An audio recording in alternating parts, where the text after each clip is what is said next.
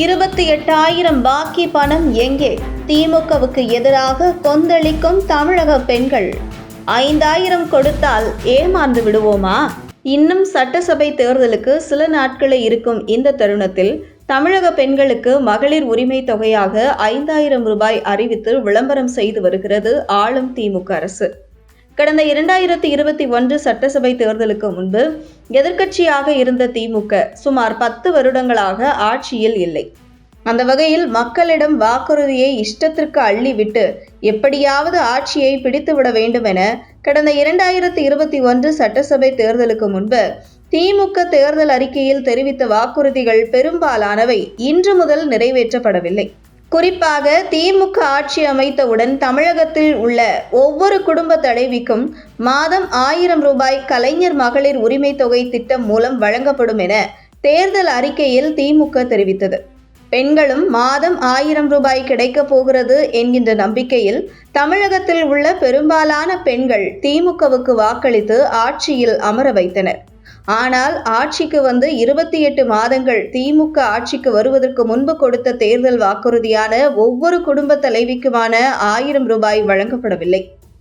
இதனைத் தொடர்ந்து எதிர்க்கட்சிகளின் போராட்டம், வாக்களித்த பெண்கள் எங்களுக்கு மாதம் ஆட்சிக்கு வந்தால் 1,000 ரூபாய் கொடுப்பேன் என்று சொன்னீர்களே எங்கே என்று கொந்தளிக்க, ஒரு வழியாக ஆட்சிக்கு வந்து 28 மாதங்கள் கடந்து மகளிர் உரிமை தொகை திட்டத்தை தொடங்கியது திமுக.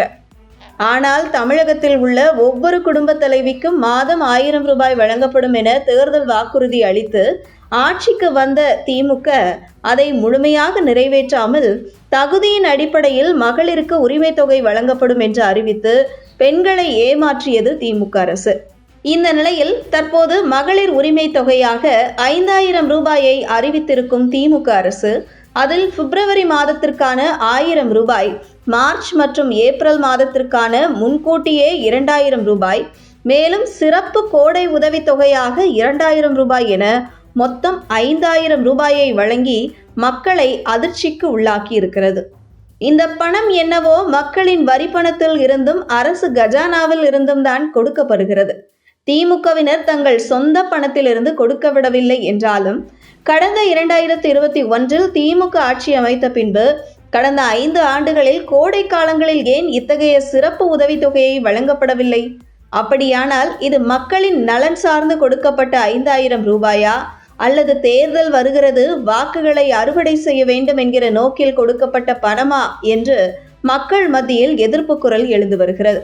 மேலும் 5,000 கொடுத்த திமுக ஆட்சிக்கு வந்து 28 மாதங்கள் கொடுக்காத மகளிர் உரிமை தொகை பாக்கி 28,000 ரூபாய் பணம் எப்போது கொடுக்கும் என தமிழக பெண்கள் கேள்வி எழுப்பி வரும் நிலையில் கடந்த தேர்தலில் ஏமாந்து திமுகவுக்கு மக்கள் ஓட்டு போட்டது போன்று வரும் 2026 சட்டசபை தேர்தலில் வாக்களிக்க தயாராக இல்லை என்பதை பார்க்க முடிகிறது.